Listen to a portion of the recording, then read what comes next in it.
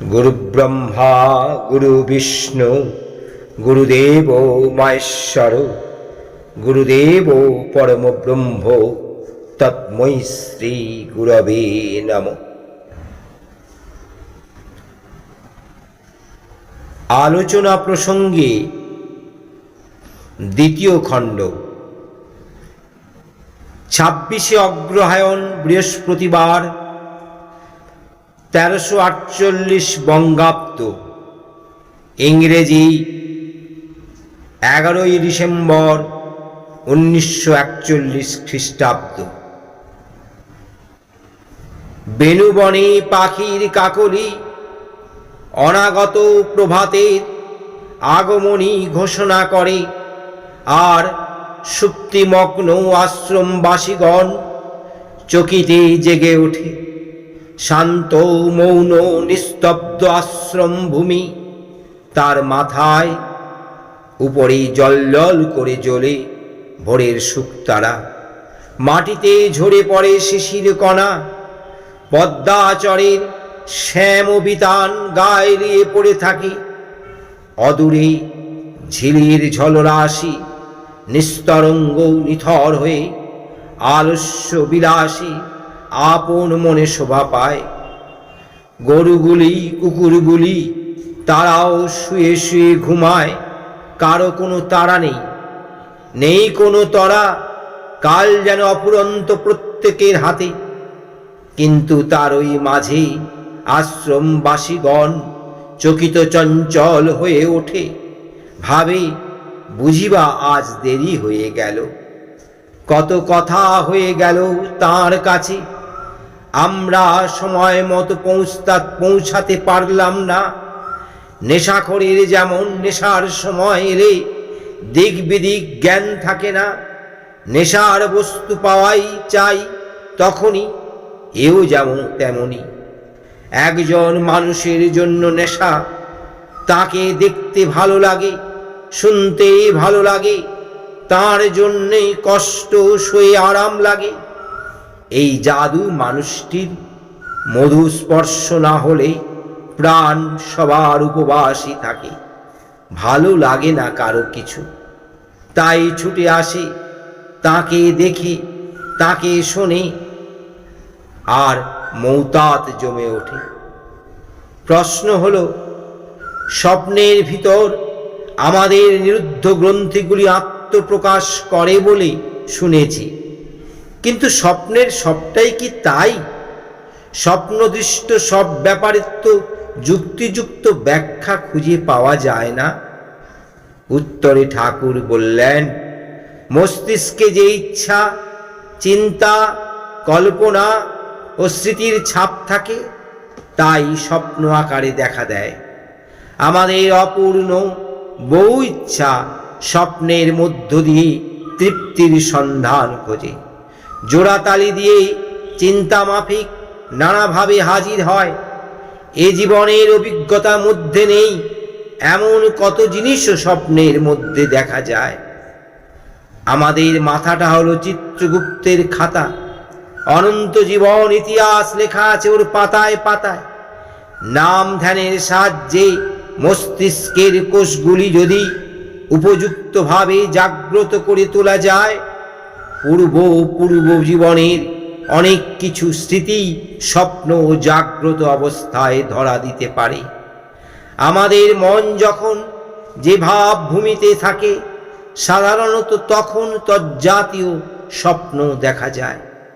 স্বপ্নে যে কেবল অতীতকেই দেখা যায় তা নয়, ভবিষ্যৎকেও জানা যায়। কোনো আত্মা এসে ভবিষ্যৎ সম্বন্ধে সাবধান করে দিয়ে গেল।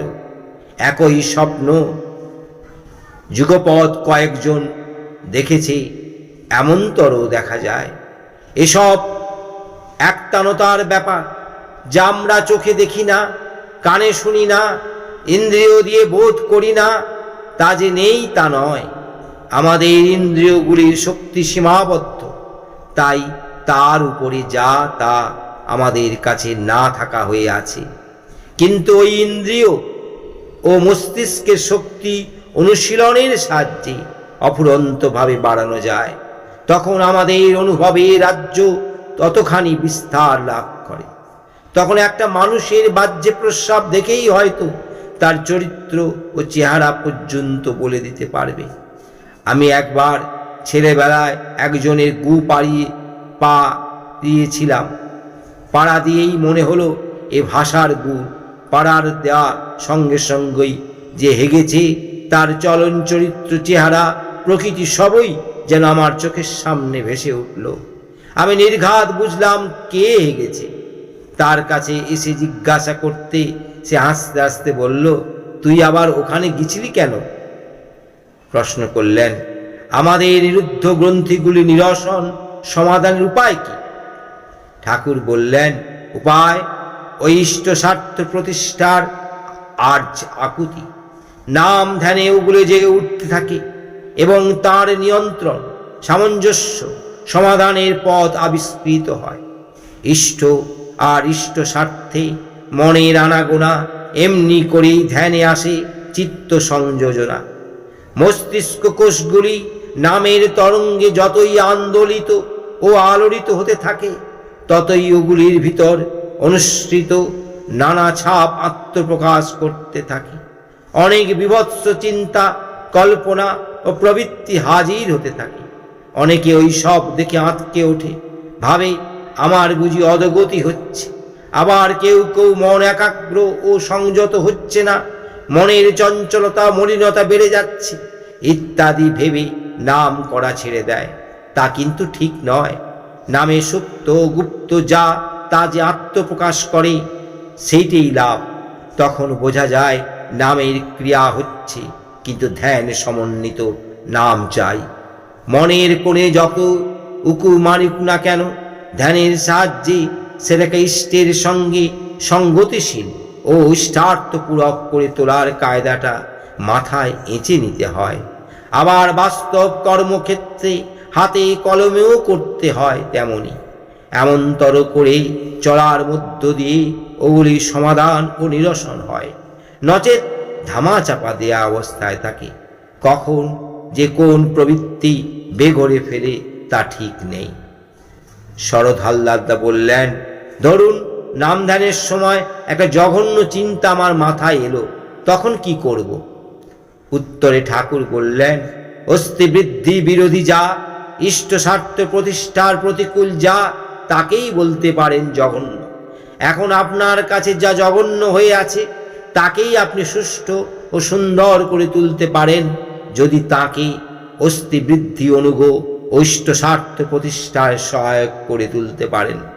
ধরুন কোনো মেয়ে ছেলের প্রতি অবাঞ্ছিত অনুরাগ আছে আপনার, এবং একটা আপনার মনের তলায় চাপা আছে। নাম ধ্যানের সময় সেই চিন্তাটাই ভেসে উঠল। তখন ওই চিন্তার অস্থির হয়ে আপনি ওটাকে যতই তাড়াতে চেষ্টা করছেন ততই যেন ওটা আপনাকে পেয়ে বসেছে। কিন্তু তখন যদি আপনি চিন্তা করেন, আমি যদি ভালোই বাসি কাউকে, তার যাতে ভালো হয় তাই তো আমার করণীয়। পরম পিতার কাছে তার মঙ্গলের জন্য প্রার্থনা করেন যে যাতে ইষ্ট স্বার্থ প্রতিষ্ঠাপন্ন হয়, সুখী হয়। সেজন্য আপনার যদি কিছু করবার থাকে, সম্মানযোগ্য ব্যবধান বজায় রেখে আপনার বংশমর্যাদা ইষ্ট গৌরব স্মরণে রেখে তা কিভাবে করা যায় তার কোন উপায় যদি আপনার চিন্তা করেন, তা তো দোষণীয় হবে না, বরং ওই চিন্তা ইষ্টস্বার্থ প্রতিষ্ঠার সঙ্গে গ্রথিত হওয়ার দরুন মঙ্গল প্রসূয়ী হবে। একেই বলে নিয়ন্ত্রণ সামঞ্জস্য সমাধান। সমাধান শুধু মাথায় আসলেই হবে না, তাকে কাজের মধ্য দিয়ে বাস্তবতায় রূপ দিতে হবে।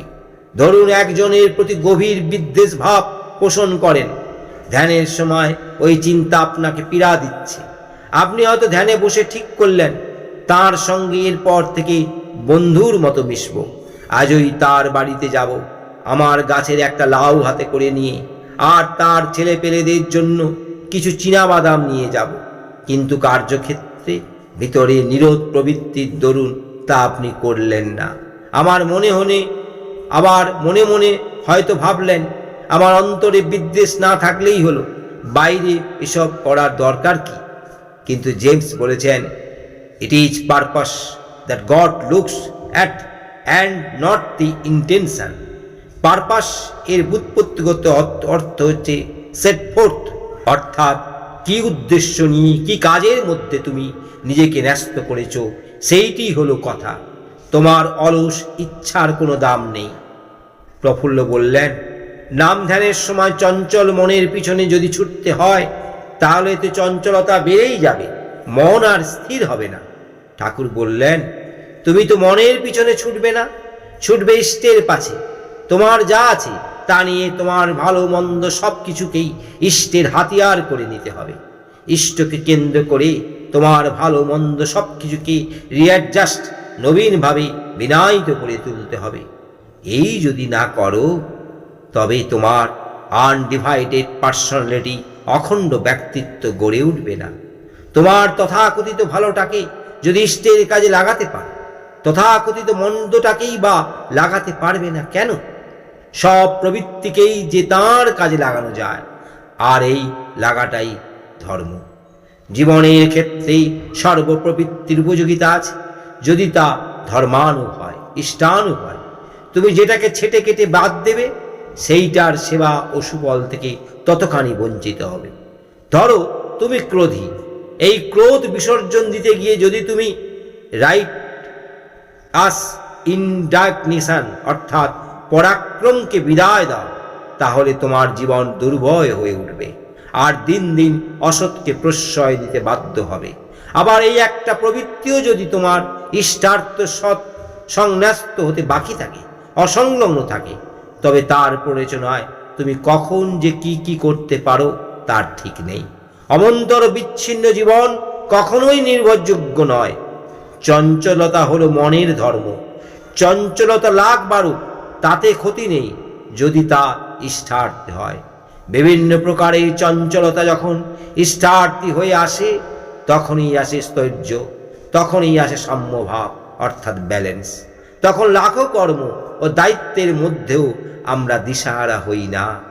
সবটাকে সুসামঞ্জস্য উন্নীত করে তোলার শক্তি গজায় অসীম।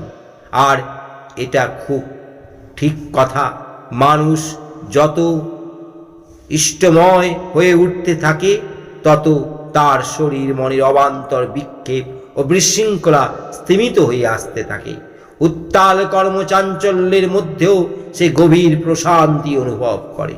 তথাকথিত ভালো মন্দের দ্বারা সে বড় একটা আবিষ্ট হয় না, সাক্ষী স্বরূপ সবই দেখে যায় এবং নিয়ন্ত্রণ, সামঞ্জস্য, সমাধান, বিনিয়োগ, প্রত্যাহার, উপেক্ষা বা তিতিক্ষা যেখানে যেমন প্রয়োজন তাই করে চলে। জীবনকে নিয়ে সে তখন আর বিব্রত বোধ করে না। তাই বলে যোগ কর্মস্যু কৌশলম। এই যুক্ত যে তার জীবনে বৈচিত্র্যের অভাব থাকে না, কিন্তু তাই বলে ব্যতিক্রমী চলন থাকে না, কারণ একের জন্যই সে বহুকে চায়। সর্বাবস্থায় একের অর্থাৎ ইষ্টের পরিপূরণ ও পরিচর্যাই তার লক্ষ্য। তার সব বৈচিত্র্য সূত্রে মণিগণাইব মালাকারে গঠিত হয়ে ওঠে। ক্যাওস, কসমস বিশৃঙ্খলা ও শৃঙ্খলায়তেই পর্যবসিত হয়। শ্রী ঠাকুর তাসুতে তক্ত বসে উত্তরাশ্রয়ে কথা বলছেন। কাঁথা দিয়ে গাটা ঢেকে বসেছেন। একটা হাঁটুর নিচে একটা কোল বালিশ, আর একটা হাঁটু আসন গাড়া অবস্থায়। কথা যখন খুব জমাট বেঁধে উঠেছে তখন মাঝে মাঝে ঝুঁকে ঝুঁকে কথা বলছেন। মুখখানি হাসিয়া হাসিয়া আনন্দে ভরা, চোখের চৌম্বক চাহনি সকলে মনপ্রাণ হরণ করে নিচ্ছে। সে চোখে আছে করুণা, আছে মমতা, আছে আশ্বাস, আছে ভরসা, আছে উদ্দীপনা, আছে আপন করা আত্মীয়তা, আছে সুখে দুঃখে, বিপদে আপদে, সর্বাবস্থায় একান্ত নির্ভরযোগ্য পরম স্নেহাশ্রয়। তক্তপোষের চারিপাশে ঘিরে ভিতরে বাইরে দাদা ও মায়েরা বসে অনিমেষ নয়নে ভক্তি আপ্লুত চিত্তে তার সেই লোচন লোভন মনোহর রূপ দেখছেন, আর মন্ত্রমুগ্ধবৎ তাঁর আলাপন শুনছেন। শ্রাবক চিত্ত আনন্দে বেদনায় বিগলিত হয়ে উঠেছে। তাকে পেয়ে আনন্দ আবার তাকে পেয়েও তার মনোমতো হয়ে উঠতে না পারায় বেদনা। মিলন ও বিরহ, আনন্দ ও বেদনা যেন গাঁট ছাড়া বেঁধে আছে মানুষের জীবনে। উপস্থিত সবার উচ্ছ্বাসীন স্বল্প তরঙ্গ চেতনার সর্বাঙ্গ বেপে ছড়িয়ে পড়েছে এক গভীর প্রশান্তি ও দানা বাঁধা অনুভবযোগ্য বাস্তব সার্থকতা বোধ। মন তাদের ধ্যানমগ্ন, বাইরের কোনো বিক্ষেপ ঝামেলা তাই তাদের তখন ভালো লাগবার কথা নয়। এমন সময় একটি মা হাঁক পাক করে ছুটে এসে শ্রী ঠাকুরকে নিবেদন করলেন যে তার ছেলেটি খুব অসুস্থ, ডাক্তার বলছে এখনই 40 টাকার ঔষধ লাগবে। শ্রী ঠাকুর তখনই উপস্থিত যারা ছিলেন তাদের মধ্যে বিশিষ্ট দুজনকে লক্ষ্য করে তাদের দিকে তাকিয়ে বললেন, যা তো 20 টাকা করে নিয়ে আয় তো, এখনই তাড়াতাড়ি আনবি, দেরি করিস না কিন্তু। তাই বলে ধার করবি না, ধাপ্পা দিয়ে আনবি না, মানুষকে খুশি করে নিয়ে আসবি। যাদের টাকা নিয়ে আসতে বললেন তারা যেন শ্রী ঠাকুরের সঙ্গসুখ ত্যাগ করে এবং নিজেদের ভাব ও মুগ্ধ আমেজটাকে নষ্ট করে তখনই যেতে খানিকটা অস্বস্তি বোধ করছিলেন। ঠাকুর তাই লক্ষ্য করে বললেন, আমার কাছে বসে লাখ ধর্মকথা শোনো, তাতে কিছুই হবে না যদি আমি যা বলি তা না করো। না বলতেই যদি করো সেই সব থেকে ভালো, না বলিতে কাজ বুঝিয়া করিবে সেই সে সেবক নাম। সেবক হইয়া কহিলে না করে তাহারই করম বাম। আমাকে যদি ভালোবাসো তবে আমার দায়িত্বগুলি তোমাদের মাথায় নাও, আর আমার দায়িত্ব বলে নয়, এ তোমাদের প্রত্যেকের দায়িত্ব। মনে রেখো, তোমরা তোমাদের পার্শ্বিকের কাউকে পড়তে দেবে না। পরিবেশকে সুস্থ সমর্থ বর্ধনমুখন করে রাখা মানে নিজের এই স্বার্থ অক্ষুণ্ণ রাখা। তোমার ভালো থাকা একলা তোমার হাতে নেই, এর অনেকখানি রয়েছে পরিবেশের হাতে। তাই পরিবেশকে সব দিক দিয়ে ভালো ও উন্নত করে তোলা তোমার আত্মসংরক্ষণী নিত্যকর্মের অঙ্গীভূত। এ যদি না করো তবে ধর্ম হবে না, অর্থাৎ বাঁচা বাড়ার পথে চলা হবে না, বিন্যাস বিভূতি লাভ করা যাবে না। তবে এসব কিছু করা চাই সুকেন্দ্রিক হয়ে, ইষ্ট স্বার্থের প্রতিষ্ঠা মুখর হয়ে। আর তাই ধর্ম। নচেত ইষ্টের সঙ্গে সঙ্গতি নেই, খুব সেবা করে বেড়াচ্ছি ও কিন্তু প্রবৃত্তির সেবা। আবার পরের জন্য খুব করি, নিজের দিকে মোটেই খেয়াল নেই, নিজেকে বিপন্ন বিধ্বস্ত করে তুলেছি, তারও কোনো মানে হয় না। আমাকে নিজেকে সুস্থ রাখতে হবে, সক্রিয় রাখতে হবে, চলৎশীল রাখতে হবে। আমি নিজে যদি ঠিক না থাকি তবে ইষ্ট স্বার্থী সেবা করব, ইষ্টার্থী সেবা করব কিভাবে? মনে রাখতে হবে আমার এই জীবন আমার ইষ্টের, তাই একে অভিহিতভাবে নিপীড়িত করার অধিকার আমার নেই। জয় গুরু, বন্দে পুরুষোত্তম।